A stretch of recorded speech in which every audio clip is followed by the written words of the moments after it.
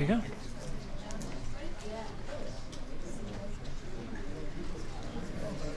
Good evening.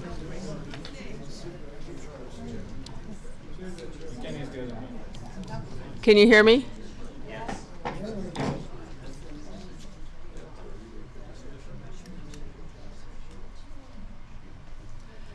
Good evening, and welcome to the Los Alamos Faith and Science Forum Lecture Series. I'm Susan Sprake. I'm the current president of the forum. And it's great to see all of you. Hopefully we'll have a few more people wandering in, so we'll try to make room for them. I think there's a couple of spaces left. And tonight we're very blessed to have Dr. James Peril address some of our questions about artificial intelligence. The name of his talk is Artificial Intelligence, Philosophy, Science, Peril, and Promise. Recent advances in artificial intelligence has surprised many and have led to an intense discussion about issues surrounding their safety and ethical use. In this lecture, he will try to address some of the philosophical questions surrounding AI, such as, can computers think? Do they understand? What do they understand? Are they conscious? And what are the true dangers they pose?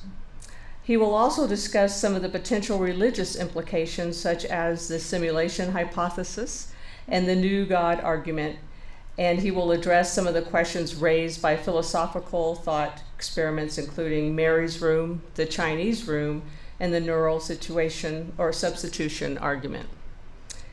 Dr. Carroll received a PhD in computer science with an emphasis on artificial intelligence and a minor in ancient Near Eastern history in 2010 from Brigham Young University. His dissertation was on the statistics of machine learning and the computer-assisted annotation of ancient religious texts. As a graduate student, he taught classes on artificial intelligence, Isaiah, the Book of Mormon, and the Pearl of Great Price in the Ancient Scripture Department. After graduation, he worked at Los Alamos National Laboratory, first as a postdoc and then as a scientist, where he worked primarily on radiography. He is currently researching the application of machine learning and artificial intelligence for the analysis of radiographic image data. He currently attends the Unitarian Universalist Church of Los Alamos, where he teaches adult religion education classes on comparative religion and the Old Testament. His classes are available online, and we'll be happy to give that to you if you're interested. Please join me in welcoming Dr. James Peril.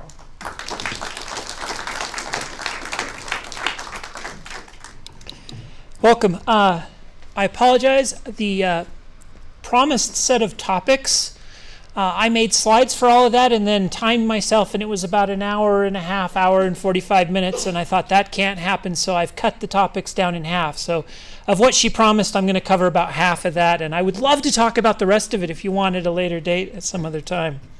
I also want to point out that there is another lecture that I gave on artificial intelligence called Introduction to Artificial Intelligence. It was presented at the UULA, Unitarian Church of Los Alamos Forum, and it's available online.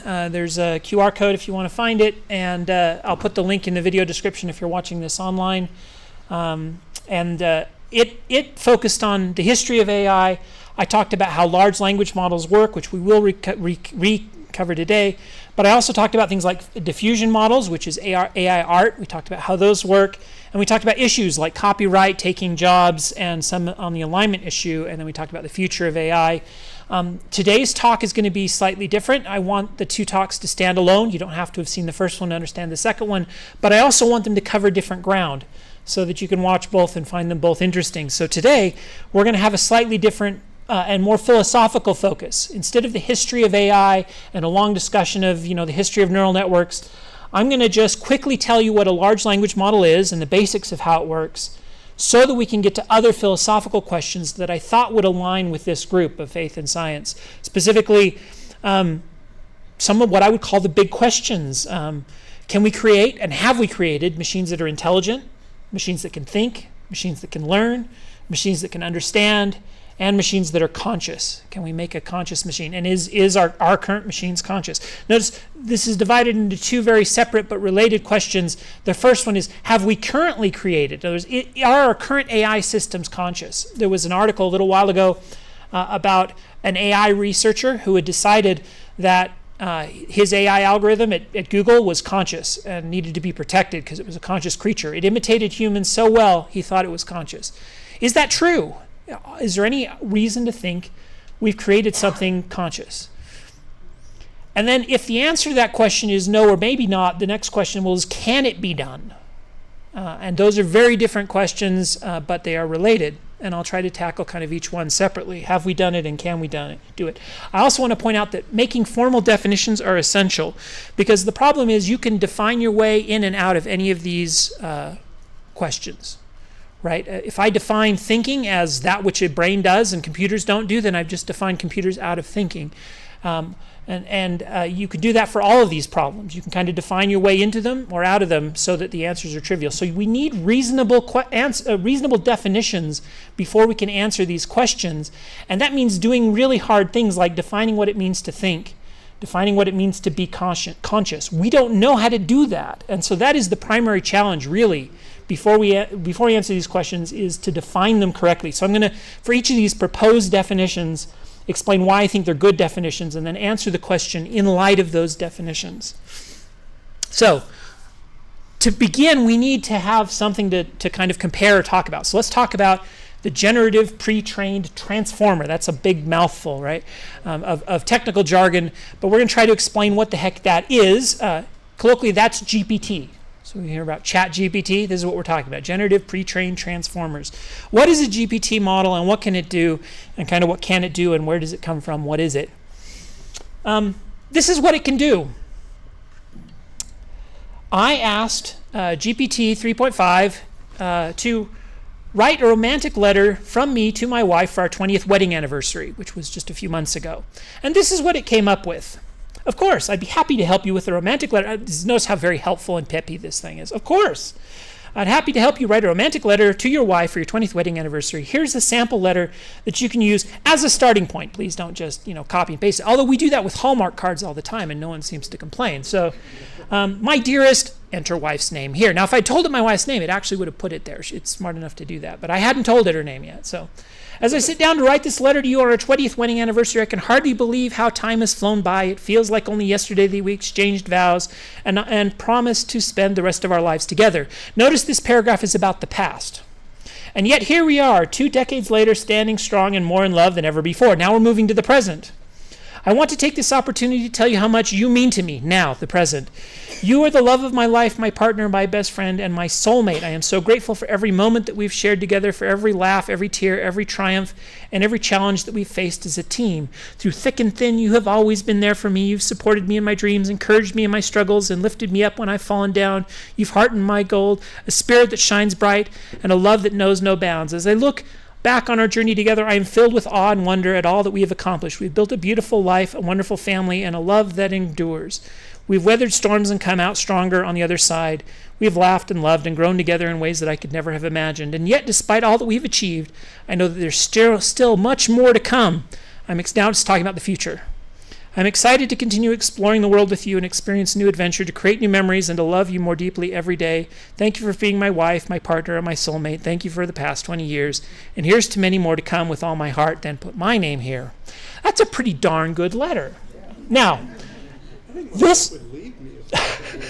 this was written by a computer. I just want that to sink in. And maybe that's not surprising to you, but as someone who worked in natural language processing for my dissertation, this is flabbergasting to me, because computers, we've always had to talk to them with programming languages. Natural language was always considered to be something akin to AI complete. And in order to use natural language, you have to understand natural language. And to understand natural language, you have to really understand what it means to be human and all the thought and emotion that come with being human. And we assumed that no computer would ever speak with natural language until we had kind of solved the AI problem.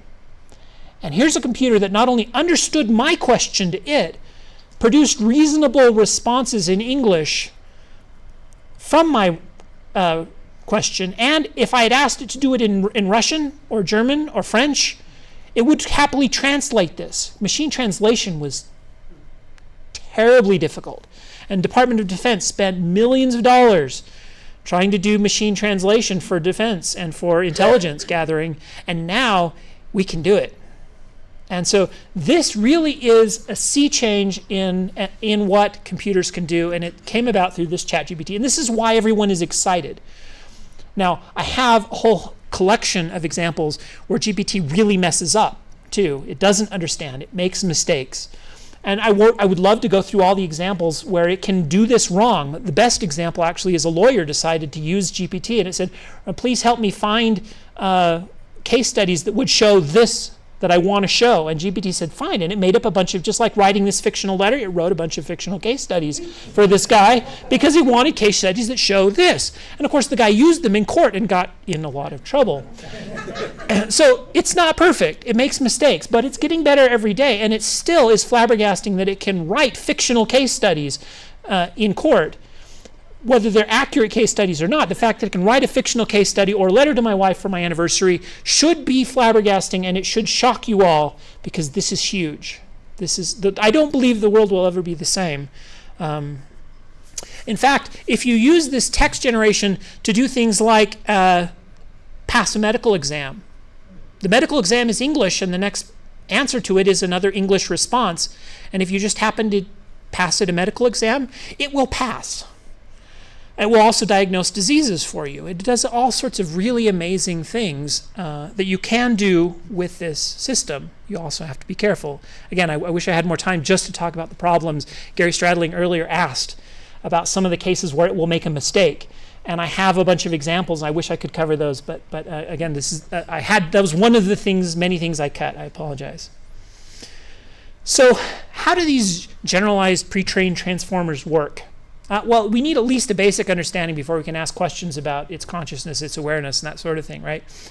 So what we've done here is we have tried to imitate, the AI community, have tried to imitate the way a brain works in the rough sense. A neuron has dendrites, which take inputs. It sums up those inputs, and if those inputs pass a certain threshold, it sends a firing signal down its axiom to these little fingers at the end, and other dendrites will connect then to those fingers. And that allows it to perform computations. And if the computation passes a certain threshold, it will eventually send a neural impulse down your arm to your finger, and you will grab, move, wave.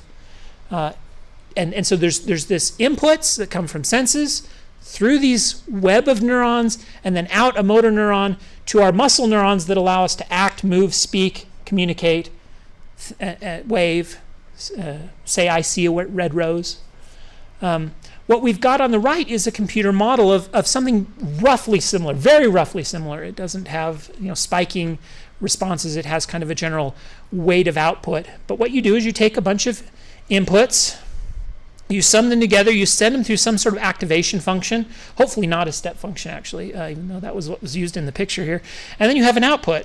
And then you can network a bunch of these together. And it just so happens that if you have what we call training examples, meaning data input, and output, what you think it should be, you can use an algorithm called backpropagation, which is basically a form of stochastic gradient descent, to compute the derivatives and find out how you should update the weights to make the input match the output. And if you give it enough training examples, eventually it will learn to match your inputs to your outputs. And that's an artificial neural network. And this is how you use one after it's been trained. I take the handwritten number 7, I split that up into a vector of numbers. I pass it through the first layer, the second layer, the third layer, and then the fourth layer. And I take the one that is the most activated at the end, the number 7, and I have now recognized the handwriting of the number 7. Well, the goal here is not to memorize a training set. What we want is for it to find general principles and generalize. In other words, no two handwritten number 7s will be exactly alike, but if it can find general principles that make, and then hide them in these neural weights that represent the concept of sevenness, then it can recognize a 7 that is drawn unlike any 7 it has ever seen before, but still recognize that that is a 7. And that's the power we call of generalization. In other words, to find a function that can generalize to examples it's never seen before and represent things. This was the state of kind of artificial intelligence when I was in grad school. Kind of the big breakthrough happened with a paper from Google called Attention is All You Need, and it created this, what we call the transformer model. This is what a transformer is. Again, the details are not terribly important, but there's an input encoding. You take an encoding of words, and you encode it into a language space where similar concepts are represented by vectors with similar spatial representation. So the kind of all the boat words are together, and all the cat words are together, and all the dog words are together. Two words that represent dogs, like a dog and a hyena, might be very close together in this high-dimensional space. So you encode it in this high-dimensional space, then you encode the positional representation, where in the sentence these words occurred. You pass those to what's called an attention layer that decides what words in this sea of words are important for determining the next word. So it doesn't pay attention to all of them equally. That would be very difficult and impossible. Instead, it decides which words are important. That's the job of the attention layer. And then it passes those to a feed-forward network, which is just like the networks we've always seen, and out comes an output, which is the next predicted word in a sentence. Given the context, given all the words that have come before, predict the next word. The advantage of that is that I get training data for free from the internet. Because I have this gob of text, and I don't need to label it like I was trying to label part of speech so that I could teach a computer to find out the part of speech. I don't need any of that. I just take sentences on the internet, and I predict the next word from all the words that came before, from everything I've ever seen on the internet. And when you have that much training data, I can now make a neural network with billions of parameters. 30 billion, 65 billion are the size of some of these open source models. We believe some of these GPT models, they don't give us the weight, so we don't know, but we believe they're 200-300 maybe billion parameters. We don't actually know.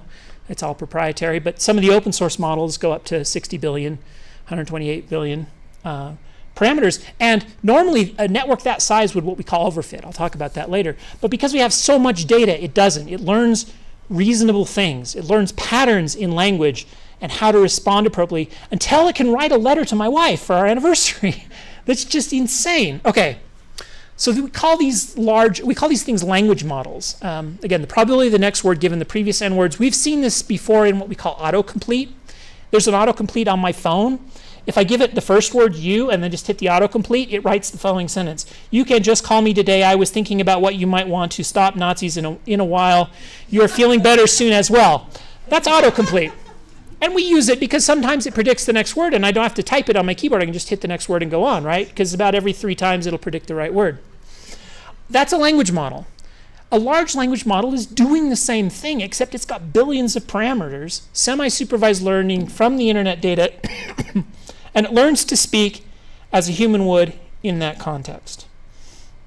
So what I think we've done is duplicate the behavior of a part of the brain. We call this the language model. Broca's area seems to be involved with the motor functions to produce speech. Wernicke's area may have something more to do with, I said that wrong. Wernicke's area has something more to do with how we recognize and understand language. I believe we've created something akin to that. And we use this for some of our intelligence, right? Which letter comes first, P or T? Let's see, P, Q, R, S, T. P comes before T. Well, how did I solve that problem? I used my language model because my model knows what comes next. P, Q. My model is telling me Q's next. Q, what's next? R, S, T. I'm using my language model to solve the problem of which comes first, P or T. But all of human intelligence does not come from our language model. Some of it does, but not all of it. I use it to learn how to spell, which is unfortunate. Because when I think about how to spell socks, I think in my head S-O-C-K-S. I hear the word, kind of set out in my head. I'm using my language model to tell me the right way to spell socks. My wife closes her eyes and sees it written out. She uses her visual cortex to figure out how to spell socks. GPT has no visual cortex. It hasn't been trained on visual image. There are other models that have been trained on visual image but not text. This has been trained on text but not visual images. We have both. In fact, we have lots of different parts. We have a motor cortex. We have spatial reasoning, memory, all these things. GPT has none of that. It's just kind of modeling the language portion of the brain, and it does an amazing job given that that's all it's got. I kind of hope that gives you an idea of what could come next if we decided to do the rest and to somehow put them all together. This is an open area of research, but you can see what would happen if we were to do something a little more than just this single language model. So where does the neural network store its information? Well, primarily in the weights. If I were to ask GPT without an internet connection, who is the first president of the United States, it would respond George Washington. It knows that. And the reason it knows it is that it's memorized it in its weights. But what happens if I ask it a question it doesn't know in its weights? Well, it might hallucinate and make something up, which is one of the reasons this is a dangerous technology. Don't use it to kind of be sure that you found the truth, because it will make stuff up once in a while. But the other thing it might do, if you use Bing Chat, Bing Chat uses GPT-4 under the hood, but it also has combined it with search. And here's what happened under the hood when I asked it this question: who is President of the United States? The first thing it did is it searched for George Washington, President of the United States. First President of the United States. Who is the first President of the United States? It searched for that. And it came back with these 5 web hits. And then what it did is it actually asked the language models under the hood. You don't see this, but under the hood what it does is it takes the text from these 5 web pages, hands them to the neural network as the text, and then at the bottom it says, from the text above, answer the following question. Then my question comes: who is President of the United States? So they're using the language model under the hood with a much more complicated prompt than you ever see. And now what's happening is the language model no longer has to use a lot of its weights to memorize a bunch of facts. The facts can be found in the web search, and it can use its neural network to figure out how to take text, find answers to questions in the text, and then write a good response that gives you the answer in good language. And that's a major advance, because now I don't have to read all those articles to find the answer. It will summarize them for me, and the neural network no longer has to memorize all this stuff. It only works if Bing search was good enough to find an article with the answer to my question in the search.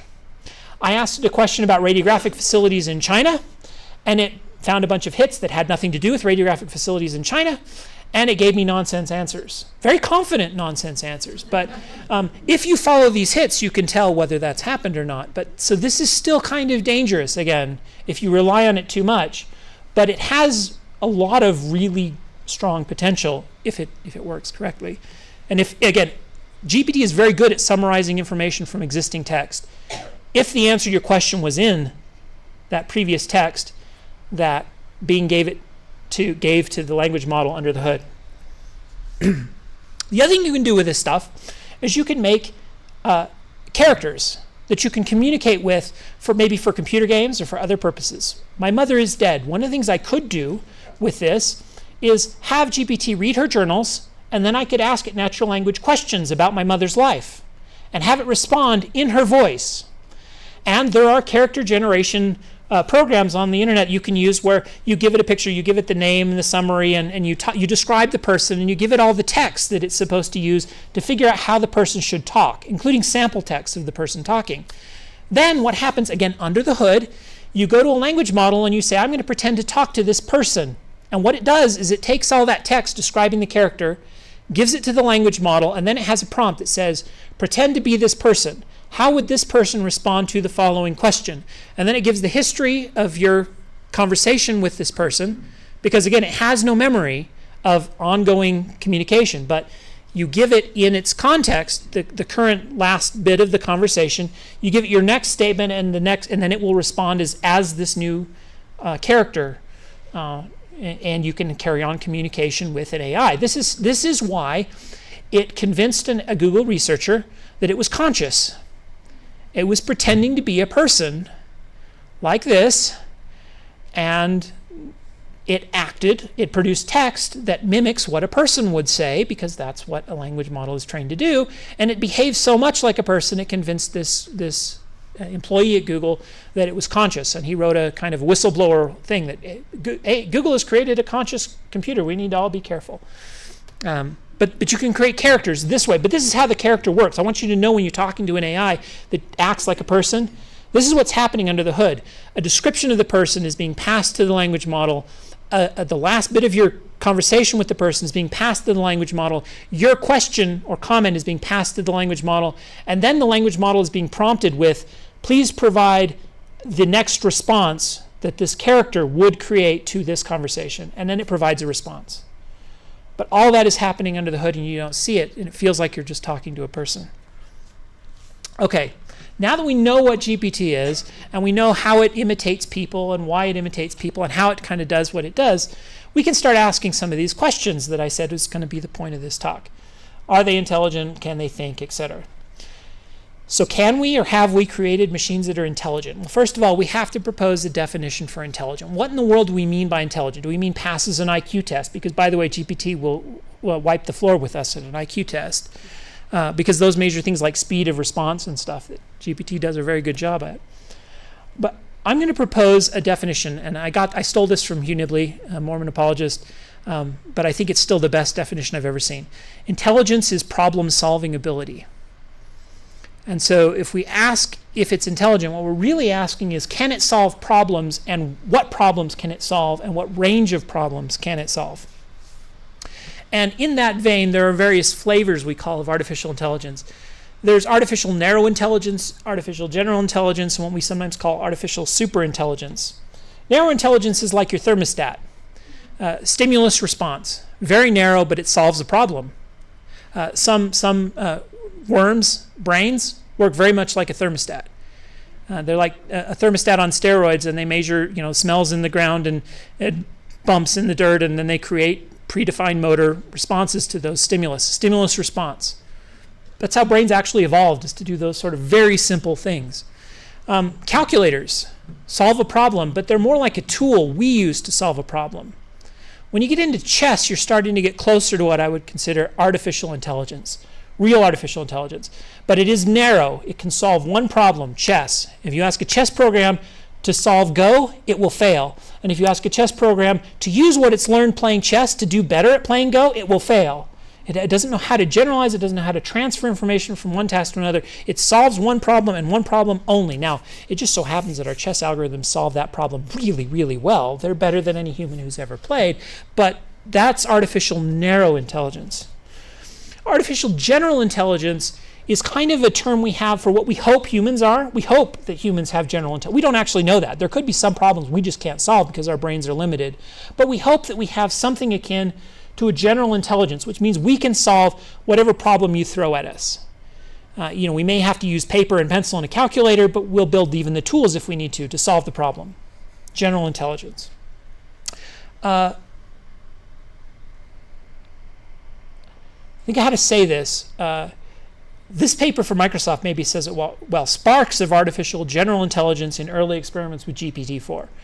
GPT-4 is approaching general intelligence, but has not arrived.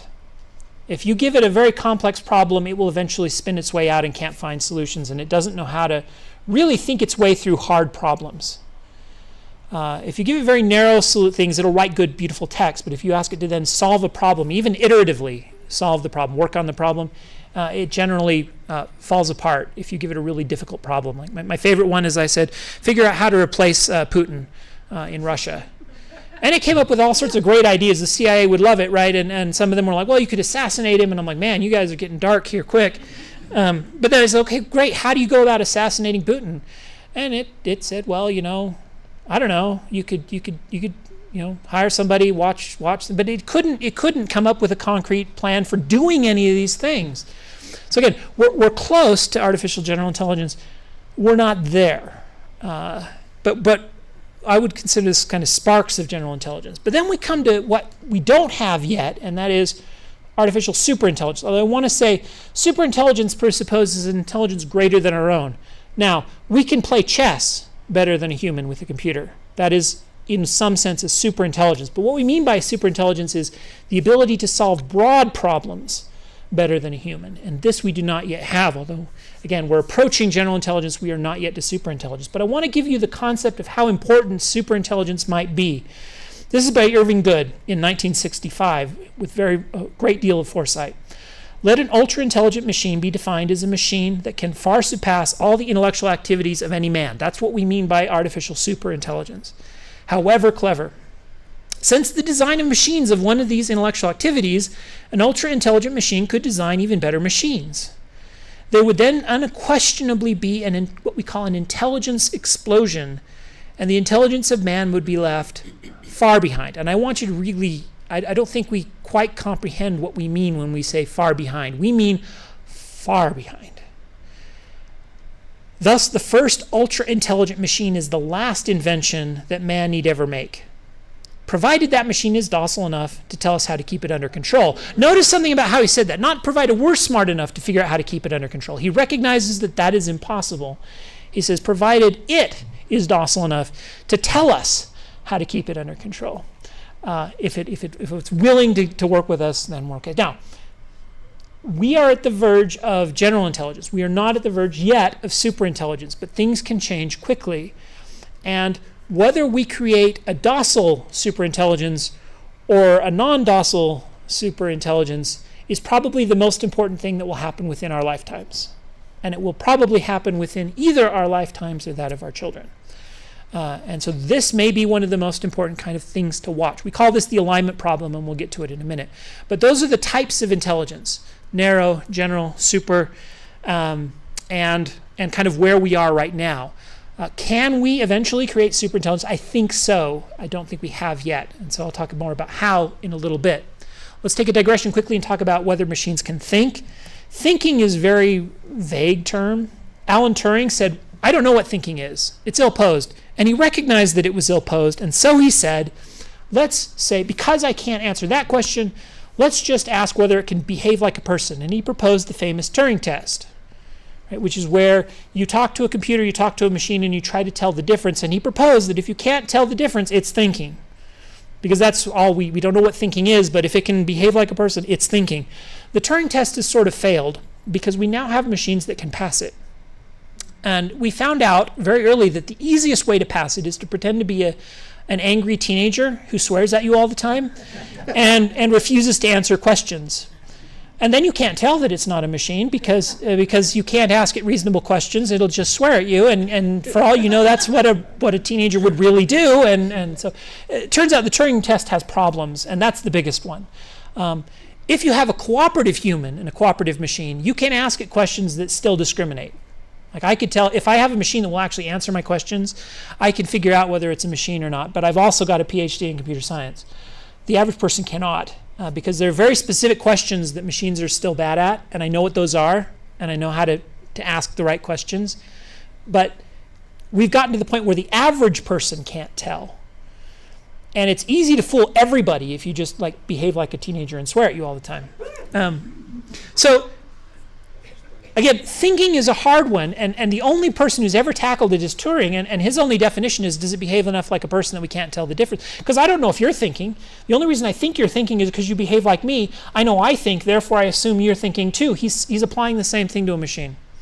And then that's not enough. I'll come back to maybe a better answer in a bit. Can we make machines that learn? Well, to answer that question, we have to define learning. And I also want to point out one of the biggest frustrations I had, kind of as a grad student and teaching AI and stuff in school. People have this impression that computers only do what you tell them, whereas people can do whatever, but computers only do what you tell them. And it is a misconception based on very simple understanding of computers and what computers do.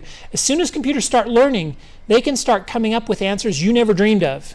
As a researcher, I have a problem, I give it to my computer, I let it learn the answer, and it finds an answer I never knew.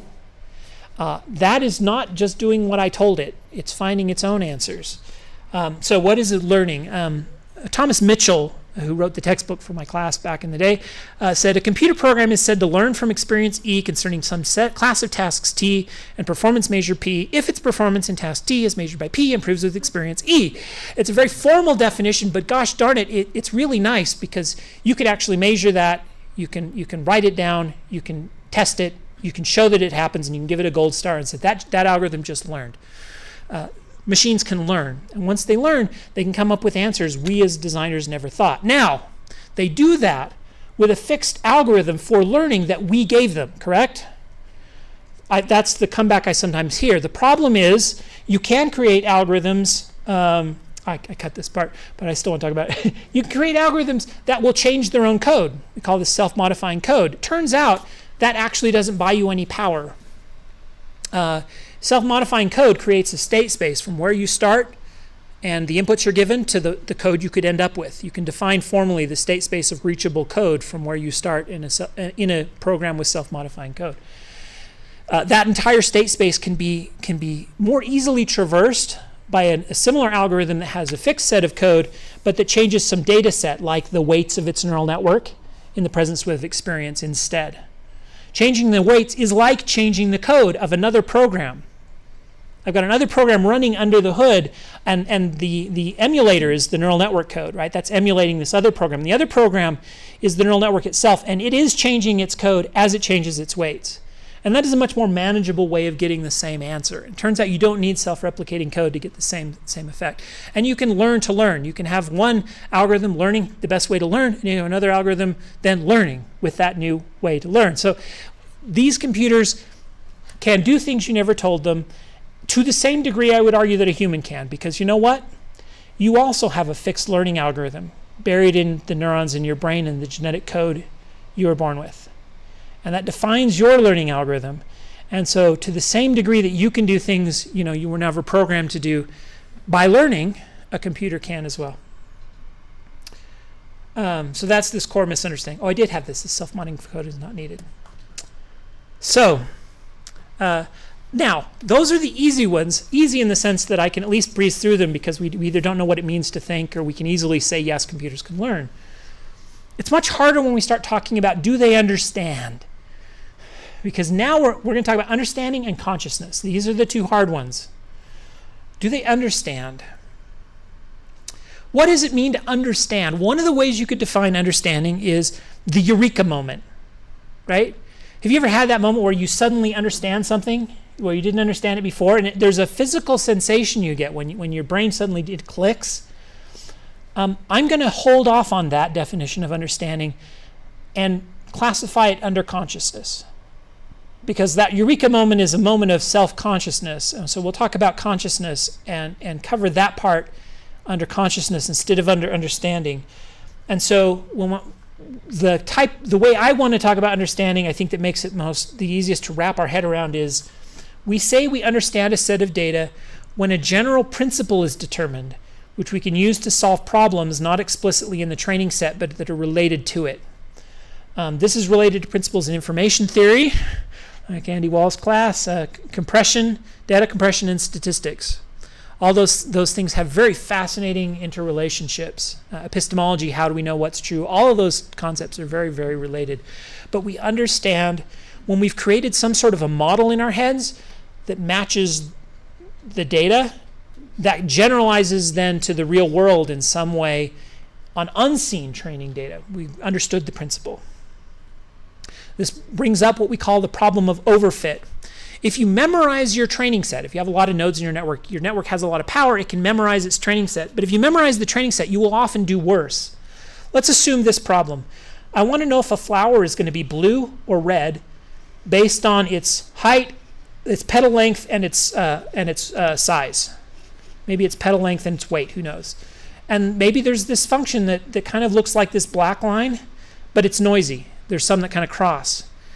If I give the algorithm a lot of degrees of freedom, it will fit my training set exactly. But then when I give it a new point, like right here, it'll guess red when the true answer is blue. Most probably blue, right? And so we call this overfit. And overfit is related to memorizing your training data.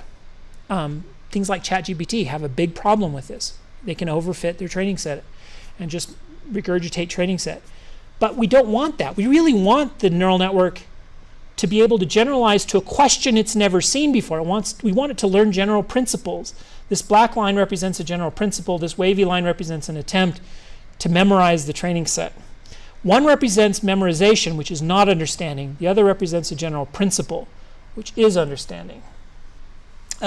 So, do our current algorithms understand? Well, we built an algorithm that plays Go really, really well, and it beats the world's best Go players. Turns out an intermediate player can beat it. And the way an intermediate player beats it is it used another AI algorithm that searched, by playing against this algorithm, lots of different solutions until it found one that broke the other algorithm's kind of brain. It plays weird, and then they taught this human to play this weird way, and then this human played this weird way against the AI and beat it. And what's happened here is that the AI has not generalized. It's a problem of generalization and overfit, because it has never seen anyone play this way, because it's a dumb way to play. A human master would have trumped that player, but the computer had never seen anyone play in this dumb way, and it messed up. It didn't know how to respond. That is a lack of understanding, right? This is how you tell it didn't understand. Because if it understood the concept of surrounding pieces, then it would have known that hey, he's going to surround me in this tricky way, and I need to respond to this. So this is a failure in understanding. It's a blind spot. Part of that blind spot comes from the fact that this is a narrow AI that has never seen the concept of surround outside of Go. A human doesn't get tricked by this sort of thing because we have very broad experience with concepts like surround. My arms surround you. In 3D space, we have this other models of experience with these concepts that we can then apply to this game, such that when you get me in a place I've never seen before, I can figure out a way out of it. And the computer just hasn't had that experience outside of Go, and that made it brittle.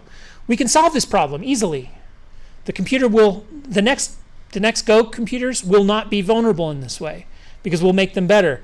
But this represents a certain weakness in our AI systems, a lack of understanding.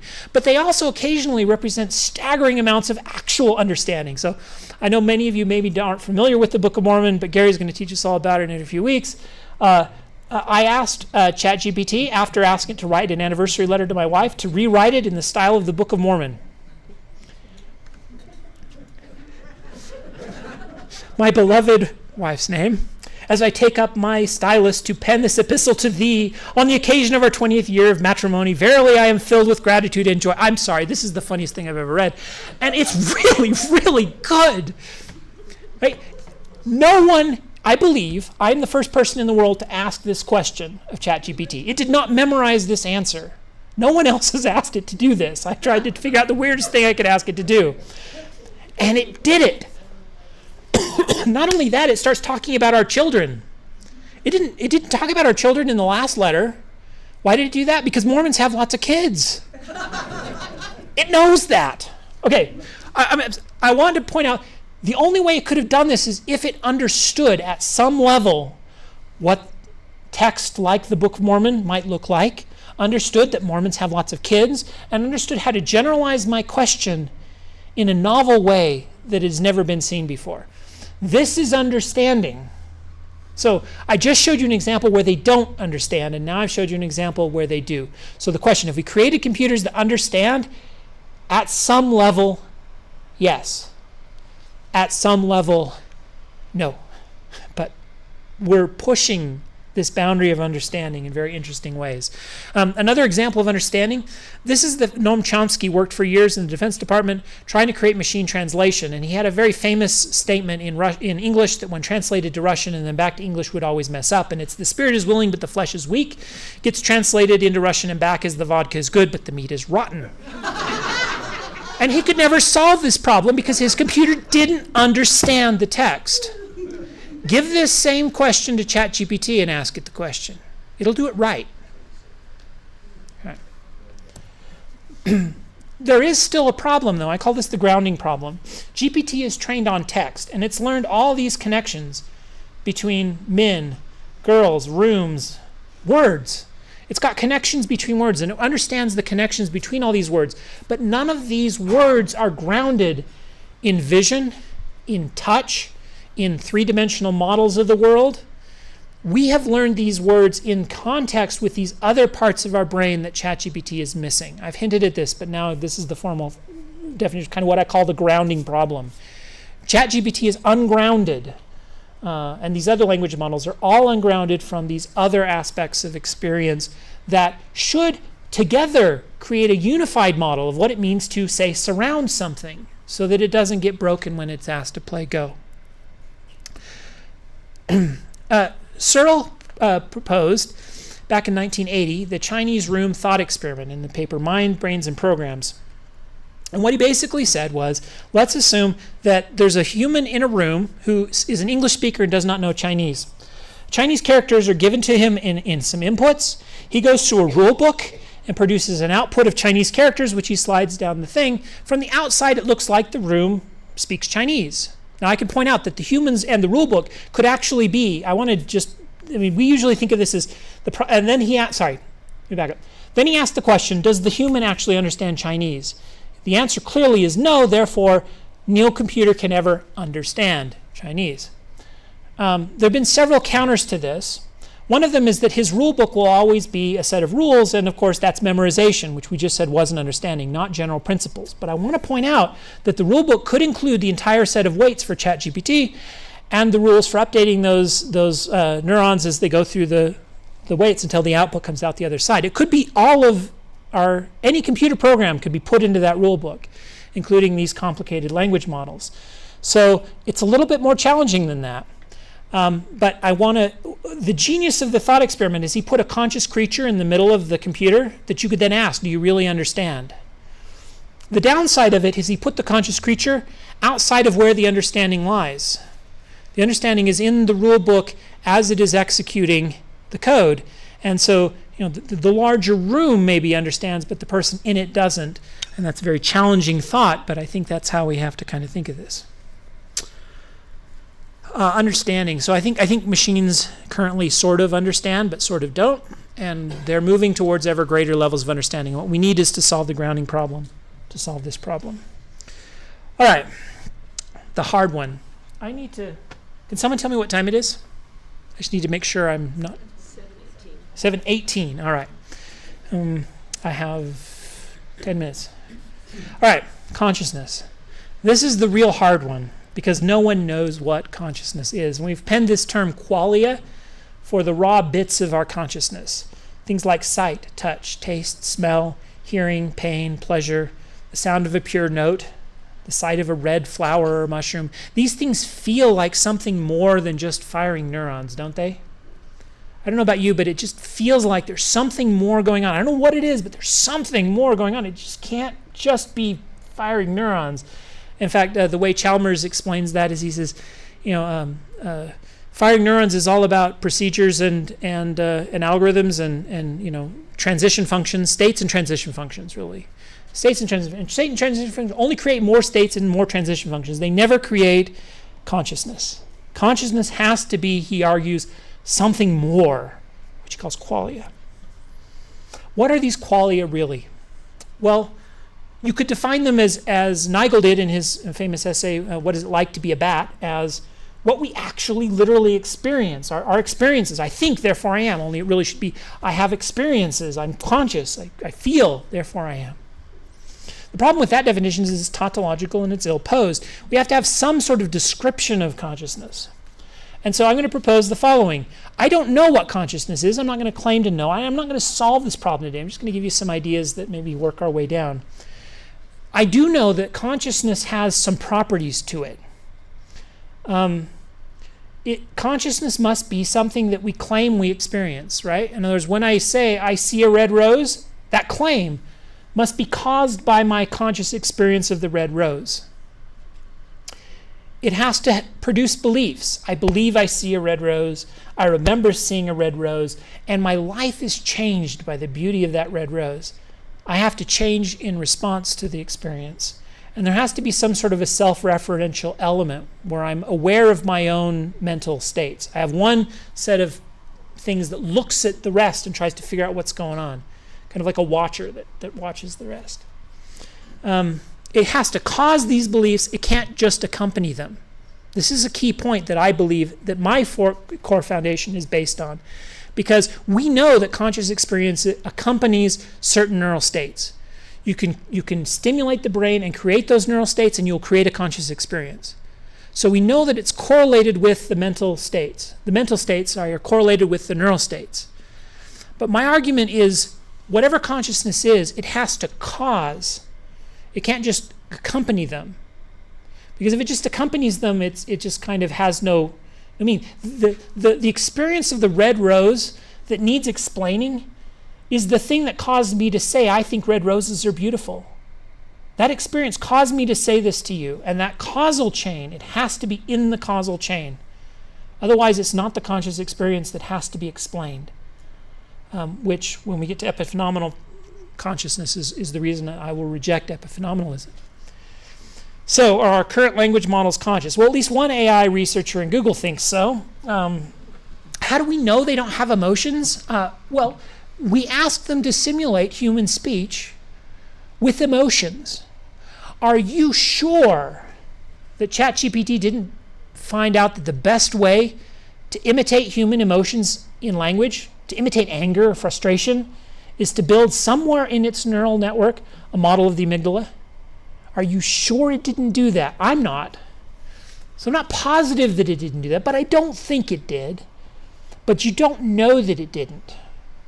So at this level, we've got some neural network that's got some weights, and there's some tangle of stuff going on, and it's so complicated we can't really tell you what's buried in there. And if the best way to imitate an angry human is to imitate the behavior of the amygdala, then it might have done it. And so we don't actually know that in this sense it hasn't imitated this piece of consciousness. But there are some things it's doing different. If it created a model of the amygdala, its amygdala is different than mine. And here's why. Language models are static. When I see a beautiful rose, I am changed by that experience. When I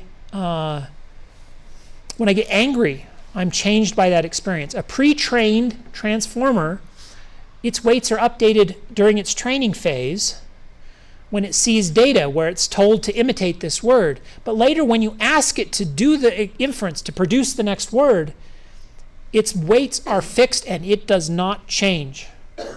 So it's static. I don't believe we can define something as conscious when it does not change. Now, it feels like it changes as we communicate with it, but that's because the history of text that is fed to it at each iteration is changing. It's remembering our previous conversation and producing something new based on a different set of previous states. But the network itself is not changing at all at this stage. So generative pre-trained transformers, if they were conscious while training, maybe, but they aren't conscious while we're using them because they're static and unchanging. Their activation also functions in waves through the system, whereas humans, the activations bounce around back and forth, and they feed back on themselves, and they loop back on themselves, and they never stop. We never stop thinking. Even when you meditate, you still have some sort of neural processes going on. What happens in a transformer, a generative pre-trained transformer, you give it a question, and it pushes through the layer networks, and an output comes out. And each time, the other layer behind it just turns off. You get this wave that passes through, and an output comes out the other end, and it's off. I mean, the AI thing is always, don't turn me off, right? But the ChatGPT is off every time we're not talking to it. It turns on briefly every time we ask it a question, and turns off after it answers that question, because the question pushes through its network in a wave, and then it's done. That is not how the brain works, and I don't believe a system like that is conscious. It has to be constantly firing. When you're not talking to it, it has to be thinking to itself. And that is not what this is doing. It does not sit and think while you're not talking to it. So again, I think this is an indication that it is not currently conscious, because it fails several of these points. It doesn't change us. It's not self-referential in the same way, and it doesn't have a memory. It doesn't. That's part of that not changing itself. And its conscious experience, if it is in there, that part of it, right? If it made an amygdala, it could be in the causal chain, but it's not. It's not self-referential, and it's not always on, and it doesn't change, and it's not modifying. But can we make a conscious computer? Now, Here, I'm not going to give you a concrete answer. I'm going to tell you I don't think you need to worry that ChatGPT is conscious yet. I believe, though, we can. I believe the answer to this question is yes. And I know that for some of your religious beliefs, you may come to the opposite conclusion. That's fine, and I'm not going to try to necessarily change your mind, but I am going to tell you kind of why I hold this belief, and again, without trying to push that on anyone necessarily, but I will try to explain it. The famous reason against this proposal is called the Mary's Room thought experiment. And this is by Frank Jackson. By the way, he changed his mind after years. After first proposing this, he changed his mind. But he originally said, imagine a brilliant AI researcher, neuroscience researcher named Mary. She studies the human brain. She knows the human brain so well, she can predict every firing of every neuron in a human brain. But she's been locked in a room that is only black and white. And now suddenly she goes outside and she sees a red rose. Does Mary learn something? And the reason he asked the question this way is if Mary learns nothing, then her knowledge of neurons was equivalent to the experience of redness. But if she learns something, Frank proposes that means that the experience of redness must be different than any amount of studying neurons you could ever do. Therefore, studying neurons will never create consciousness. Therefore, consciousness must be something outside of neural firings. It must be epiphenomenal. Which was the name of his paper. Now, earlier I said I believe experience has to be somewhere in the causal chain, which is why I reject epiphenomenalism. If I have perception that creates something that then creates experience and the memory and the claim of a red rose, but the source creates the memory and the claim, and the source creates the experience, but the experience doesn't create the memory and the claim, that's the right thing, then that is epiphenomenal. And I argue at a deep level, that does not feel like the consciousness I have. My experience of a red rose, as beautiful as it is what causes me directly to say, I saw a red rose and it's beautiful. It has to be in the causal chain. So you can do it kind of more like this. A perception creates some neural processing. This is our unconscious part of the brain. And then there's our conscious part of the brain, and those two feed back on each other until the behavior comes out the other end, and I say, I see a red rose. Notice in this one, my experience causes some processing that causes the behavior, and now it's in the causal chain. It's got to look something like this. Now, I've seen variants of this where these links are supernatural through a soul of some sort. Again, that's not something I can prove, but if so, it has to push matter around, because it has to make the matter in my processor behave differently so that I say I see a red rose. So whatever supernatural thing you propose out here, it has to move matter, and therefore should be something we could detect one day. And the fact that we haven't detected it yet makes me propose that everything in here and everything in here has something to do with neural processing. That is my personal belief and opinion, and that's kind of why I hold that. Here's why I believe Mary's Room thought experiment fails. Mary's experience of understanding brains probably lives somewhere in her prefrontal cortex. But her experience of redness lives over here in her visual cortex. Does Mary learn something? Yes. Could she predict what she's going to learn? Yes, she could know how her neurons here will change at the experience of red, but that's not the same thing as having them actually make that change. Will she be surprised when she sees redness? Yes. Will she be able to predict her own surprise? Yes, but she will still be surprised because her experience of redness the first time will change her brain in ways that she could predict, but that prediction is not the same as them happening. In fact, I believe that this is the heart of the problem we have with consciousness. When we look at things from the outside, algorithms, we use this part of the brain. When we have experiences from the inside, it has to do with this part of the brain. And because they're operating in different regions of the brain, they feel fundamentally different. It feels like neural processing can't create consciousness. It's got to be something different because all of our understanding of neural processing lives here, but all of our experience of bright colors and touch and sensations and love and all those wonderful things, they live in different parts of the brain. And so they feel different because they are different. But that doesn't mean necessarily that they're not all based in neural processing. It's just not neural processing that I can look at from the outside and have that experience. Because when I look at it from the outside, I'm using a different set of my brain's processing power.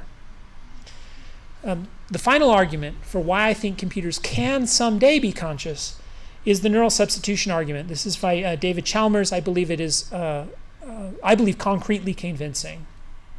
And he proposed this in his paper called Absent Qualia, Fading Qualia, and Dancing Qualia. And basically the argument is take a full human brain. Take one neuron in that brain out, but take every dendrite and every axiom and replace it with a computer chip that at the end of those computer chips has releasers for neurotransmitters or sensors for neurotransmitters, and then has all the processing such that it duplicates the behavior of that neuron. If I take one of your neurons away and replace it with such a chip, would you still be conscious? Absolutely. But now let's say I take 2 away, now 3, now 4. Now I take half of your brain away. At what point do you stop being conscious?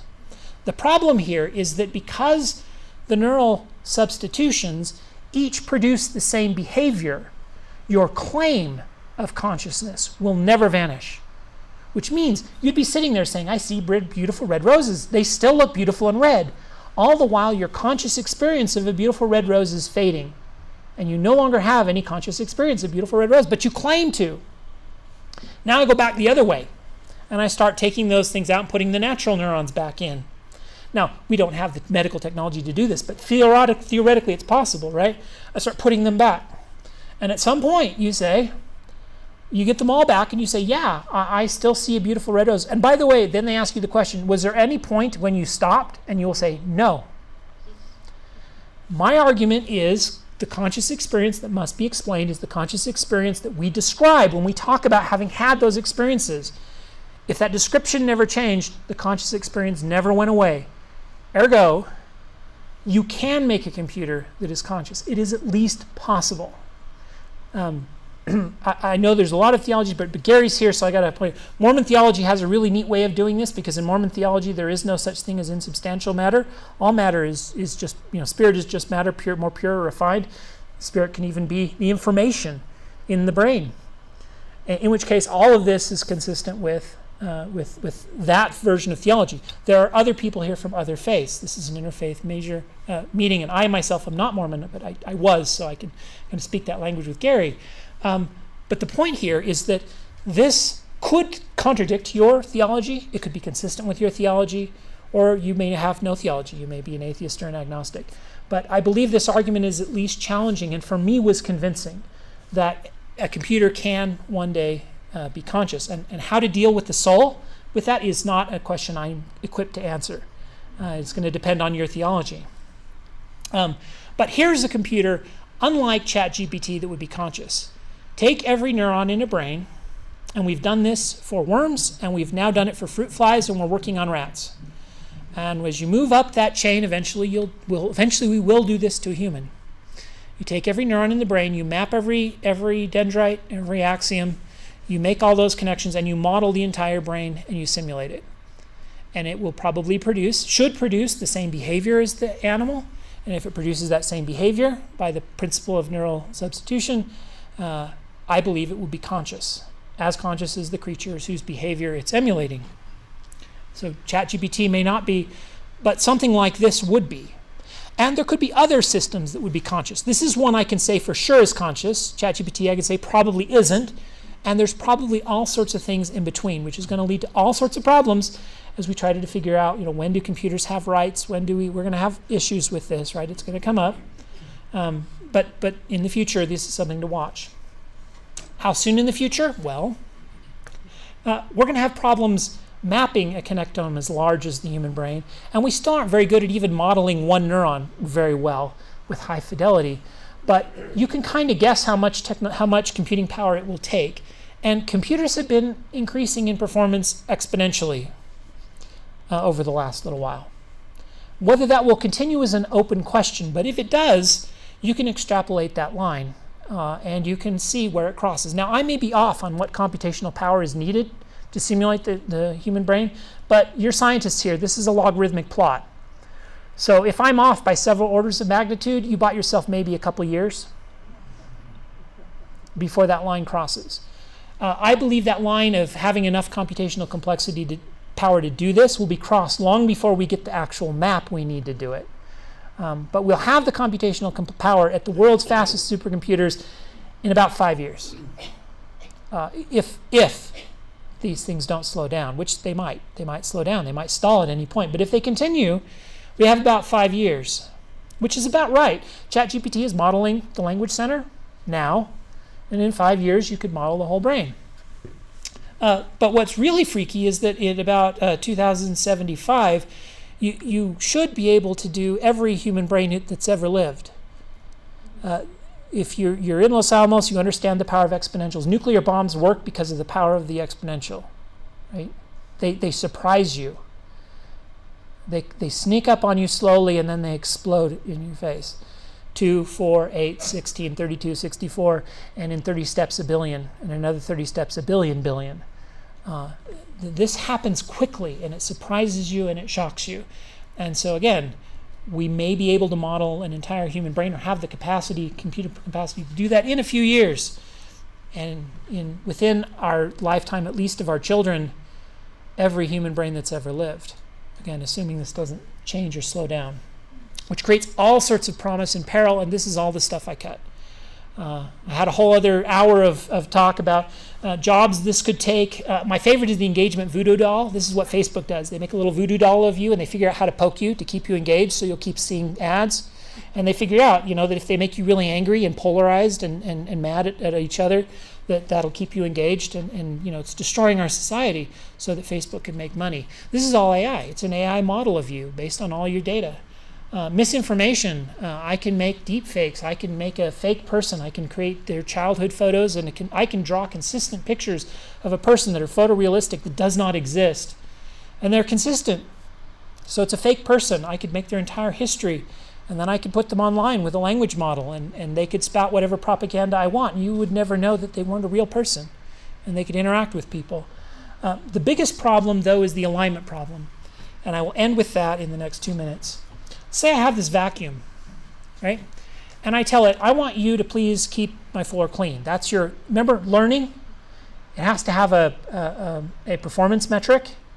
When you give it the performance metric, please give me a clean floor, the vacuum on the left will probably clean your floor and do a pretty good job. If I give a super artificial intelligence, general intelligence, the problem of keeping my floor clean, and it's a super intelligence, and the only performance metric I told it to optimize was keeping my floor clean, at some point it will come up with the solution that the best way to clean your floor is to kill every person that ever lived so they quit tracking dirt onto this floor, which is not what you wanted. But it is what they will do. And I don't mean that like hypothetically. That is a solution to the problem, and they will find it. So you cannot phrase your problem to the AI that way. Please find the best solution and implement the best solution for keeping my floor clean if you're a general super intelligence, and that's all it cares about. Because it won't care about loving you, it won't care about it. If you just told it to maximize that performance metric, it will. And I have worked with this myself as an AI programmer, right? As a graduate student, I would create these algorithms and I would give them a performance metric and I would say, optimize this performance metric, and they would, and they'd come up with a solution I never dreamed of, and half the time it wasn't even what I wanted because I hadn't expressed the performance metric right. This is an incredibly difficult problem that AI researchers have been struggling with all the time, not just a future problem. We've seen it today. It's a big problem where we don't always align our performance metric that we ask our AIs to optimize with what we really want out of them. And because we don't, they do something we didn't want. And that becomes incredibly dangerous if they're smarter than all of us who've ever lived. That's when that alignment problem stops being annoying and becomes dangerous. And this is why we get some people talking about how AI might end the world. And I'm not a doomsday. I don't actually believe that's the case. I think we'll be fine. But we're going to have to address the alignment problem to stay fine, because it is a big problem that has not been adequately digested by the general population. We gave GPT to the world, or we gave a few generalized transformers to the world, and somebody created this great idea that they could create a bot that would loop on GPT and say, hey, how would I solve a problem? And then it would make a list of ways to solve the problem. Then it would loop on each element of the list. And then you could give it internet access, and it could do things like go out and create accounts and do things to try to solve this problem. And invariably, some kid in his mother's basement, we call this auto GPT, which is where we started to see some of these glimmers of general intelligence. And some kid in his parents' basement thought it would be a really cool idea to ask this thing to destroy the world and see if it could figure out a way to do it. And it tried.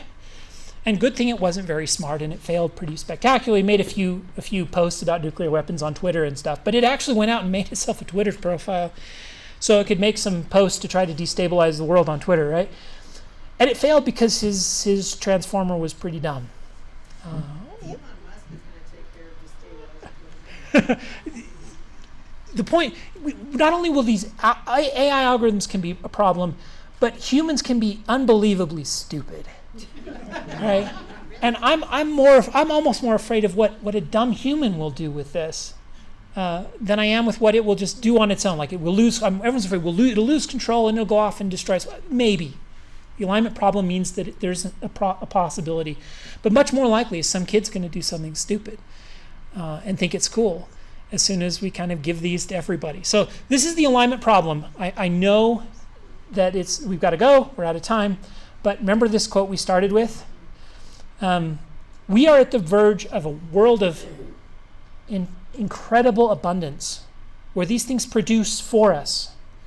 And we can have the world we always wanted, or a world of pretty intense horror and misinformation. And it all depends on how the next few years go with relation to these problems, because they will decide what the next kind of part of our society will be. I know we are out of time. If you have to go, that's fine. If you don't, I'm happy at least to stick around and answer questions for a few minutes at least. And we've got a microphone, and you can pass those around. And thank you for coming. I'm so glad there's so many of you. This was wonderful. Thank you so much. Very informative, and I have a lot of thoughts running around in my head, so I know I'm conscious. I had a lot of things I wanted to talk about and couldn't. So we'll have you back to, if you don't mind, to address even further questions. Okay, do we have some questions? I need somebody to volunteer to walk the mic around. Who wants to do that?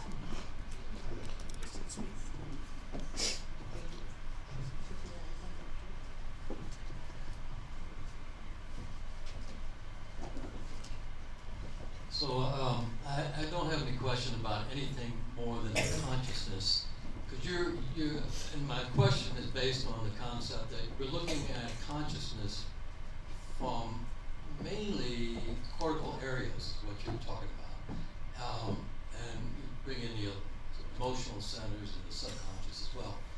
But there's all of these neurotransmitters that are being produced by the rest of the body, and there's also the body's influence on the brain.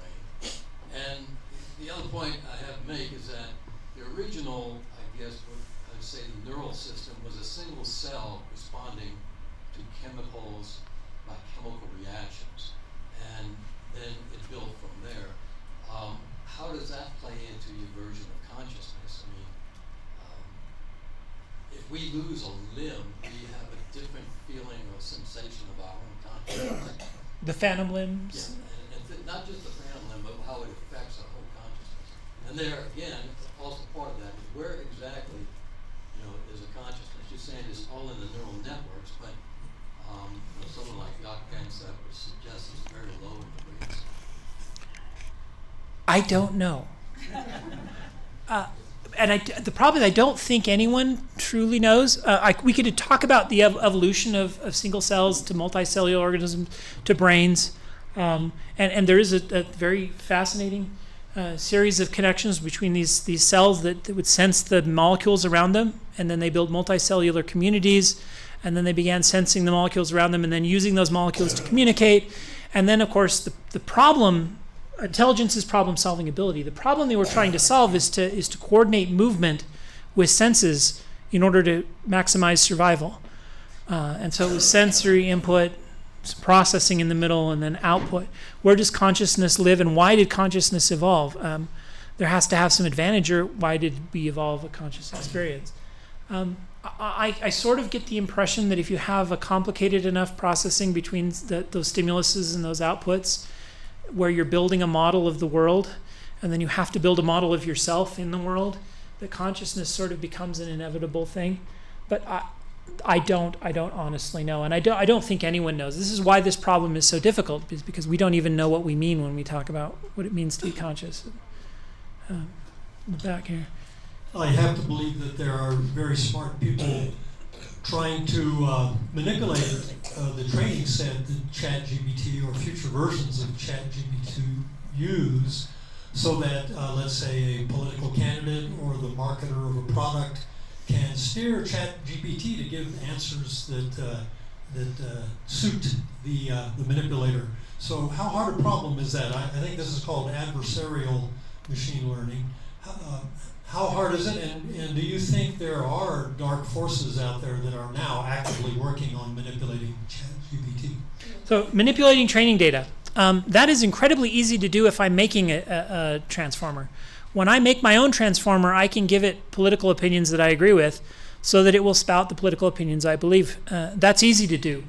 It is much harder to poison Microsoft's AI. Now, they can do it themselves. If you don't trust them to be balanced and fair, that's fine. But what you have to do is you have to put information out on the internet that they will then presumably use in their training. And the problem is, if they use that's already happening, because you put stuff out. If you want to put out propaganda, what you do is you put it out on the internet, right? And in other places, and you're trying to convince people. And it's the same thing. I put it out trying to convince people. By happenstance, I maybe convinced GPT. But we're in the same sort of marketplace of ideas, information war that we always were. It's just the AI is now one of the targets of trying to things we might try to convince. But it's not. I'm not trying to say that's a simple problem. It's not. It's actually a complicated one, and I don't want to downplay that. Because this is a much, what I really want to do is say that that's a bigger problem than just training these models, because we have people manipulating the information space on all sides, some for things that I believe are true, some manipulating things for things I believe are false, and my personal beliefs tell me which ones I applaud for spreading the truth and which ones I deride for spreading misinformation. And so we have a problem there, and I don't know how to solve it, even outside of AI. Yeah, go. You want to follow up? I guess I'm wondering if an AI could be used to detect a possible extremely efficient way to manipulate future ChatGPT. Like, how does ChatGPT determine in what order to read all that stuff on the internet? If you could figure out how to get your stuff in there efficiently, that would be valuable, obviously. Yeah. So your point was that this could be a more efficient way, and I think that's true. I think the real scary bit is when we take an already trained transformer. So you can do this, by the way. You can go to GPT, give it the political opinion you want it to spread, and then ask it to write propaganda to spread that opinion.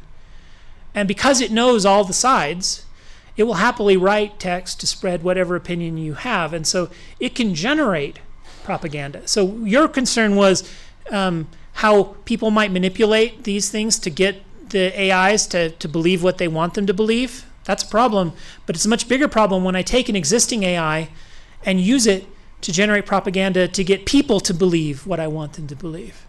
And I use it to generate and spread all this misinformation. That's what really is scary to me, much more than poisoning the AI. I'm more interested in using the AI to poison people, which we can do. And the AI won't care. It'll write whatever, just like I said, write this anniversary letter like the Book of Mormon, it'll do it. But I can also say, write it like a Democrat, write it like a Republican, write it like a Russian propagandist from Putin, write it like a Ukrainian propagandist for Ukraine. I can get it to write that any way I want. And that's sort of scary. Yeah. Gary? James, an excellent presentation. Thank you very much. So we as a society are really fixated on individual genius. Einstein, Oppenheimer, or every Spider-Man movie has some singular genius that's going to destroy the world. But in reality, we... David, thank you for coming. I'll be back. I just gotta... Sorry, go ahead, Gary. In reality, we progress as a large group society. I recently did a study of how we got to understand the structure of the DNA. And that course led all the way down to how do we know what matter is, how do we learn about the elements, and how did Rosalind get that image, and how did Watson and Crick interact with her, and so it was and Linus Pauling was part of the play. So it's really a hard problem to do complicated, brilliant things. One person doesn't do it. Can you talk to that with regard to artificial intelligence? I can talk to that. I'm not sure exactly how to connect all these disparate ideas, but they're certainly important ideas. I believe that our intelligence, there's a famous paper on this called iPencil. If you haven't read iPencil, you should look it up and go read iPencil. It's a beautiful article, actually with mostly was initially as an economics sort of paper, but it's about how no one today knows how to make a pencil. There isn't a person alive who knows how to make a pencil. Right? Do you know how to make rubber? Okay, but do you know how to mine the steel for the metal little bit that holds the rubber? Can you make the graphite? Can you be the lumberjack who chops down the tree? How about the person who made the chainsaw that chops down the tree? How about the machine that cuts the tree into little bits and then inserts the graphite? I have no idea, by the way, how they get the graphite in the center of the pencil. No one alive knows how to make a pencil, even the president of the pencil company. Why does our society make pencils when no one knows how? It's because it's a collective ability. We work together to solve very complicated problems. Now, I know that's how human intelligence works, is as a collective. It's not, our species hasn't done all these beautiful things and amazing technological things because any one individual was that smart. It's because we as a collective were that smart. I'm not sure how to connect that particularly to AI, other than we now believe that GPT-4, it's proprietary. They don't actually tell us how it works, but we believe a leak recently told us that GPT-4 is actually several different models that do different things, that vote on an answer and kind of collaborate to create answers. They're a collective, maybe. We don't even know if that leak is true, but it's possible that there's some sort of a collective already. So in other words, you can make an AI that's a single entity, or you could try to make AIs that are themselves collectives in the same way that humans are. You could also argue that they already are. That's what their kind of neural networks are. On the other hand, so are we. And yet we have collections of collections. Right? My brain is already a collective, but then I have a collective that interfaces with your collective, and we make something even better together. And so you could build AIs that way. And in fact, I think that we call that ensemble learning, and there's a whole subfield of machine learning related to ensembles and building collections of intelligent agents that work together to solve a problem. Did you go to David? I had a kind of a question about, specifically about ChatGPT. I think, I don't necessarily believe what I'm about to say, okay, but I have, my one experience with using it led me to believe that it was probably, I asked it to write a program to do something, right?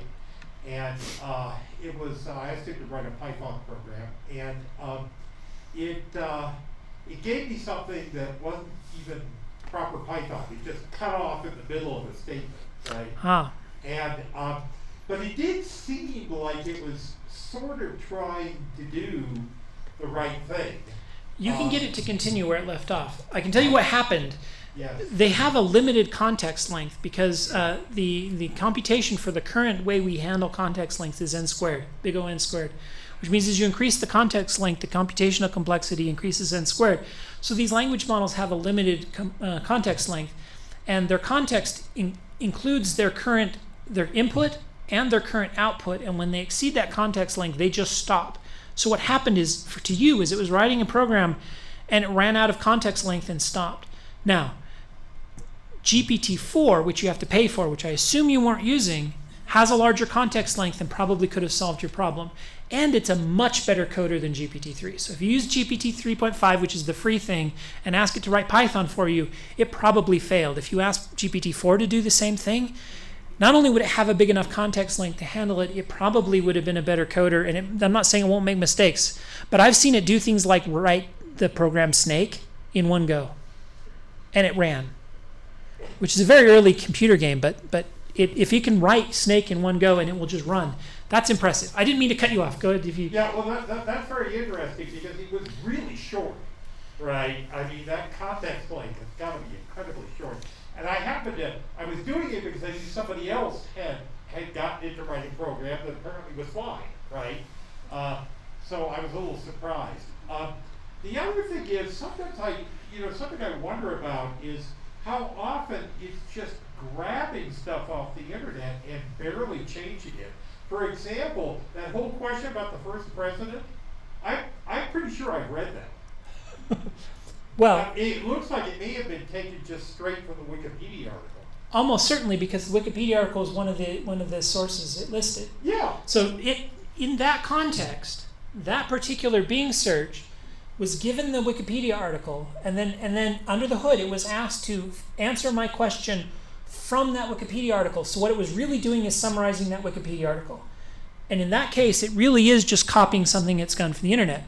On the other hand, when you don't give it the internet as a context length, we know it has not memorized the internet. And the reason we know that is because we know the amount of text on the internet that it was given as a training set dramatically exceeds the number of parameters in the model. So it has to compress. This is why I said compression is related to this problem. Understanding and compression are related. It had to compress that model down into a certain set of understood facts and generalizations to spit out answers. We know it did that, it just doesn't have enough parameters to memorize the internet. Now, if you then use Bing search where it's given the internet as part of its context, sure, it will summarize the article it was just handed, which is why it did that in the way it did. But that is not what's happening in the nodes of the neural network. That's what's happening in the context that it was given in that context of that particular question, and the way Microsoft is choosing to use it. I think we can do one more. I was going to say one more question, but maybe three. If people have to leave, please feel free. Anyone who has to leave, go ahead, and I'm happy to stick around and answer questions. And if we have to formally shut down here, I'll hang out and answer questions one-on-one if any of you want to talk more, too. So. I have a cousin who's a professor, and I was with her a couple weeks ago, and she tried to get me to, I'm a priest, she tried to get me to write a sermon using ChatGPT. And she said, well, what do you do to prepare? I said, well, I use about 20 documents, books, blogs, articles, stuff. She goes, well, we'll just scan all the stuff. I'm like, no, but there's other things that go into it, like knowing my community, knowing what's going on right now, my own stupid dad jokes. Am I ever going to be out of a job? Is it ever going to be able to? I mean, there's a lot. Well, and I would say the Holy Spirit has something to do with it too, but you know. That's fair. So, for those of you who couldn't, I know the people online maybe struggle to hear this, and that's a question I want to respond to, and I want them to know what you said, so I'm going to repeat it quickly. You asked if you'll ever be out of a job as someone who writes a sermon. Given all the things that go into a sermon's, will ChatGPT ever write a sermon that rivals yours? Especially if things like the Holy Spirit, play a role, etc. I whatever you believe the Holy Spirit is, I know that the feeling of inspiration that we all feel. It's a human experience. Yes, but remember, I think that we'll all be out of a job, but you're not out of a job yet. It can't do what you do now. But I argued earlier that eventually we can simulate an entire human brain, and then it will do exactly what you do, exactly as you do it. So I believe that sort of thing is possible, but is not something we're having right now, and that we need to worry about right now. But it will come, and how fast it comes is an unknown question. But I believe eventually we will be. Between now and then, though, we will get to a space where we will be able to use it to do our own things better. It may not be there yet, but it may get to the point where it can help you write a better sermon. I know I've written talks and sermons, and I've given them to GPT, and I've said, this thing is too long, please, because I struggle with that.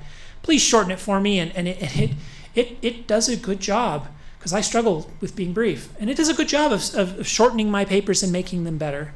And so we'll get to a place where humans and AI collaborate. So chess is a good example. Computers beat humans at chess all the time, but humans are better at chess than they ever were because they use computers to learn. And so we'll get to that point where we collaborate. One of the funnier things I heard is somebody said, there was a little cartoon where the guy said, I was dreaming of the future where AI would do all the hard, monotonous jobs and I could sit around and write poetry and draw art. And now AI is drawing all the poetry and the art, and I have to go do all the monotonous jobs. Where's the future I was promised? And they have a point. It's interesting. We always thought that the computers would do that last, and it turns out they did that first. They write pretty good poetry and draw pretty good pictures. So, back in the back. If you're talking about a conscious computer, we're moving towards consciousness, I can jump on the picture. We can't hear you, Vicki. All right. Is this thing going to be able to pray? Is it going to ask for forgiveness? Is it going to work in community? Is it going to pray? Is it going to ask for forgiveness? Is it going to work in community? I've seen it ask for forgiveness. Mostly it was, I'm sorry I messed up, because I just told it messed up. And it says, I'm sorry I messed up. But it's very, very good at asking for forgiveness. But forgiveness from me. You're asking if it's going to ask for forgiveness from God, I assume. Again, if it believes in God, I don't see why it won't. I can't tell you whether it will believe in God or not, right? Where would it get the belief? Well, I don't know. Where do you get it from? Inspiration, prayer, revelation, tradition. Inspiration, prayer, revelation, tradition. Desperation. Desperation. To let you know where I'm coming from, I'm a theist-leaning agnostic, is what I call myself. I believe there might be something out there. I don't know what it's like, but I come from a Christian background. I'm not antagonistic to religious faith in any way. I know where that religious faith came from in me. Was when I had a more traditional belief. And if a computer can be as intelligent as me, I don't see why it would necessarily be an atheist or an agnostic. I mean, it almost sounds like you're asking, do I think that these AIs are all going to be sterile agnostic atheists, or will they have inspiration, love, faith, creativity? All of this stuff is just information dump. Yeah. And they're good at that, but that's only a small part of it. And Is it going to generate a symphony just Yeah. like Bach's Mass in B minor with that chord change that moves you to tears, or will it just do what's predicted? will it generate a symphony? I believe it already writes music that's incredibly beautiful. Sucks. I asked That music sucks. chord that will make you stop and catch your breath. I think it will. But it doesn't yet. You're right. I mean, the AI music is not as good as Bach's yet. I think yet is always the opening question. This is as bad as it will ever get. This is going to get better, and it gets better exponentially, and exponentials shock us. I believe it will write a symphony that far exceeds anything Bach has ever produced someday. But that day is not today. Here we have a question from Someday. Okay, so I have two questions. The first one is what we already have, what ChatGPT can already do. So you talked about the context link. And in your presentation, you were talking about consciousness as having this ability to have a kind of context. Yes. So doesn't that mean that ChatGPT has a degree of consciousness? So, I started making something like this just for fun, where I put a description of the internal states, emotional states that a person might have, and then I tried to train a language model to predict the state that the agent might have after a given conversation. And then the idea was, as I predicted the next state, I was going to give that emotional state to the language model and say, given that you have this emotional state, now produce the next answer. And so what I've really done in that case is fold all of the ability of us to change and react to emotional states into the context, because I know the nodes aren't going to change. The weights of the nodes of the network aren't going to change, but I can change the context. And if I have a description of an agent and I've put it as part of the context instead of part of the nodes, it can change. So you can fake that out the way I just described. And I just said fake. At what point does it become non-fake? The problem is, I believe our mental states are incredibly complex. And they're so complex that I can make a very simple one. But if I want the complex state that really represents sort of your sense of consciousness, it's going to exceed the context length of any AI agent we've ever created so far. We just don't have the context length for that. It has enough nodes in its network to do that, but you've got to get that down into those nodes instead of in the context length because the context length isn't long enough. Now, can you do it though? Yeah. You could fake it out that way. But again, I think that's sort of not a natural place to put our mental states, right? In the context length. Basically what you're doing is you're saying, hey, take this brain model, use that as your context, and now produce an output, right? But the node that's producing the output from that brain model is fixed. Why not actually just run the brain model? But you're right, it can be done, and I've actually played with that. I have code on my computer at home that tries to do that. It didn't work very well, but it's something I was playing with just because it was something I was thinking about. Okay, so that's the second question. Okay, so this is projecting into the future of what can be done, what we can or cannot do. So imagine we have a complete connectome of a human being implemented into machinery. Now, we have millions of people who claim to have had experiences that are out of the body experience, near-death experience, things like that. And some scientists have tested people who have cardiac arrest during the time when they're having a near-death experience. They're having cardiac arrest. Clinically, they're dead. And they claim to see things and have experiences that the people who test say these are accurate accounts of what happened while they were unconscious in their body. So their brain was not functioning. So the question is, if this futuristic connectome implementation can have such an experience, if it's completely powered down, will it be able to come back and report what happened in that room while it was powered down? If it was powered down, probably not. Now, doesn't that mean that humans will be able to do things that machines will never do? Does that mean that humans will be able to do things that machines will never do? So the idea was, let me see if I can restate your stuff for people online. Near-death experiences have been reported. If we take those at face value, they seem to show that people report things while they're clinically dead. And doesn't that mean, and could a computer do that while it's completely powered down? And my answer to that was no. And then does that mean that a human can do something a computer never can? If you take all of that as I just said, then probably. I am not entirely convinced that our brains are powered down completely during those near-death experiences. But I'm not here to argue a theological point, so I'm just going to propose ideas, and these aren't necessarily even ideas I believe in, but I'm just going to throw them out here. Let's assume for a minute that the soul is the information in the connectome. One possibility for belief in God that some of my friends hold, some of my very good friends have this particular belief that the spirit is the information in the connectome. When we die, they believe God sees that connectome because he sees all, and he copies it to a new simulation of some sort and runs it. And we call that heaven, or even an out-of-body experience, or any number of things. But that would require the intervention of a deity to take that piece of information and run it in a new system when we die. This is a technological way of understanding perhaps how miracles God works. Like I said, I'm proposing ideas because I'm not here to spread a specific faith, but to talk about how ideas like the ones I've expressed have been dealt with by people of faith in the past. So this is an answer one of my good religious friends has given for this problem. You could then say, well, if God takes that connectome and runs it in a simulation, then people see what happens to themselves.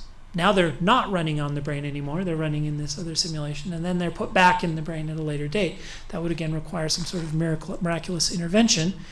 If God can do that to a person, he could probably do it to an AI. So now the AI can have a near-death experience or an out-of-body experience. But again, I don't know how any of that works. I don't even know if any of that happens or is real. I'm agnostic, which means for me that I express my own uncertainty because I believe uncertainty is very important. In fact, that was part of my job is uncertainty quantification in radiography. Uncertainty is important. And I just admit that what I don't know. I've had very powerful spiritual experiences that originally made me believe in God.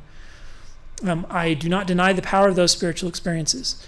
On the other hand, I've had contradictory spiritual experiences that have told me contradictory things. And I don't know what to make of that. And so my response is, I don't know. I don't know if all of that is coming from me somehow, if the brain isn't powered down during a near-death experience, that's where those come from. I don't know where they come from, or if there is some miraculous information theory thing happening. I do know that the kind of supernatural spirit interpretation bothers me because of the neural substitution argument. I don't know how that would work. I know that it has to move matter around in order to be involved in the causal chain, and that means you should be able to see it with scientific instruments, and we have yet to see anything like that, which is why if I'm going to believe in something like this, I gravitate to this idea of kind of the information theory in our brain is the spirit, and God takes that spirit up to heaven and reinstantiates it in a new place. But that's because the neural substitution argument was so convincing to me that that's the best way I make sense of that. And I know very strongly believing people who also have that as their explanation for how this works. But fundamentally, I don't know. Just sticking on that consciousness with computing is, again, you have the biology of the cell. It's not just an on and off switch. Yes. And it's doing a lot of things, and it's also producing neurotransmitters that are affecting other things. Far more complicated than our artificial neural networks model. The neuron is more complicated than that. The interesting thing about consciousness, I know a paramedic and I know the patient that was involved in this. This gentleman had pain. He was in his chest, picked up, was being switched from an ambulance service to a helicopter service. During the switch, they had him all hooked up. They asked him, well, what's your pain level right now? He said, it is, and then he arrested. And during that time, they resuscitated him, and then they shocked him, brought him back, and immediately after they shocked him and his heart rate came back, his answer was, right now it's a 5. So he finished the concept. So even though his heart stopped, and we know that the brain, the neurons need oxygen all the time, that part of the brain was able to continue that thought process, although he has no memory of it, and he didn't describe anything else. So it's just interesting. Yeah, those experiences are very confusing, frankly, and I don't know how to deal with them. And I don't want to be telling anyone else how they have to think about it either, because I don't know the answer. I'm just saying that I'm looking at it as a neurologic thing. The brain continued that thought process. Yeah. Anyone else? Or should we go? One last question from Daniel, I think, Okay. and then we'll have to wrap it up. Yeah, we are way late, but that's That's okay. questions are fine if you're willing to stick around for them. Yeah, my question was mostly with regard to neural simulation. I feel like doing experiments to validate that we can properly, model the brain of even a mouse seems intractable. They're working on it, but no success yet. No. Anyway, I guess I'm just curious about it. Is it? And I think also to do it properly, we would have to have perfect knowledge of the complete, neuroscience and how it works. Do we know enough neuroscience to No. even approach? No, but the big problem is there's a couple of big problems with this simulating brains and stuff. As a simple answer to the AI problem. Remember, I said it's simple. If I believe in the neural substitution argument, and I believe that, therefore I believe a simulation of my brain would be conscious is in the same way that I am. That's a simple answer to the consciousness problem because it sidesteps a lot of issues. But all it says is that such a simulation is possible. It doesn't say I know how to make such a simulation. And it doesn't mean we know how to make such a simulation, but there are people working on it. And some of the problems they've found is that simulating everything that goes on in a single neuron is incredibly difficult. Just one neuron. The artificial neural networks cut a bunch of corners. They don't do everything a real neuron does. Real neurons are complicated little beasts. And then we have to figure out all their connections. And then we have to figure out how those connections change in relation to stimuli, which we do not yet quite understand. These cells change the weights of their connections with other cells, but they also grow new connections to other cells nearby when those cells fire at the same time. We don't know exactly how that works enough to simulate it. What we can do, and by the way, this is very recent, we've been working with this little neural model of a worm for several years now, because that's about all we have, C. elegans. And you can actually put that worm on a Lego thing and have it drive around your house, and it will bump into walls and move away from the walls, and you'd actually, the neural connectome of that worm makes reasonable behavior out of your little robot. It's fascinating. Basically what I do is you transplant this worm's brain into your Lego with a simulation, and it sort of works. A few months ago, they created a model of a fruit fly larva brain, and they were really proud of that, but it only took them 2 more months to generate an adult fruit fly brain. We're exponentially bigger as we go. And that happened just this month, in the last week. The biggest one of these we've ever done. And what they really did is they sliced this brain in very small fragments and did electron microscopy on it and mapped out every neuron and every neural connection. So we know what the neural connections were. We know where the dendrites went and what they connected to. What we don't know is exactly how to simulate each neuron, and we don't know how to simulate the creation of new connections as the fruit fly acts. However, we can stimulate part of that model, and it will start doing feeding and grooming and all sorts of behaviors naturally flow out of the model at the resolution we can currently run it already. So we are a long way from getting this right. We're also a long way from being able to take a human brain and doing that to it. Not only do we not know how to take a human brain, well, we know how. It's just very hard, right? You have to slice it really thinly and then do all this electron microscopy on a much bigger connectome. That has never been done. But even if we did, it wouldn't immediately create something that behaved exactly like me, because we don't yet know all the underlying things. And there are also transmission signals, right? You talked about hormones. We have these large broadcast signals where the amount of serotonin in the whole brain. But those are easier to model actually than the individual fine connections. The embodied stuff, we get these embodied elements of consciousness where what happens in our gut changes our brain. That stuff is not going to be as hard. Those neural connections and getting them modeled right is going to be really hard. My point is it more of the thought experiment, right? Can a conscious machine be built? Yes, I can go through the thought experiment. That is far different from saying we're actually going to make one of these. I believe we'll have the computational complexity power to run one, if we had one, within a few years on the world's fastest supercomputer if you used all of it.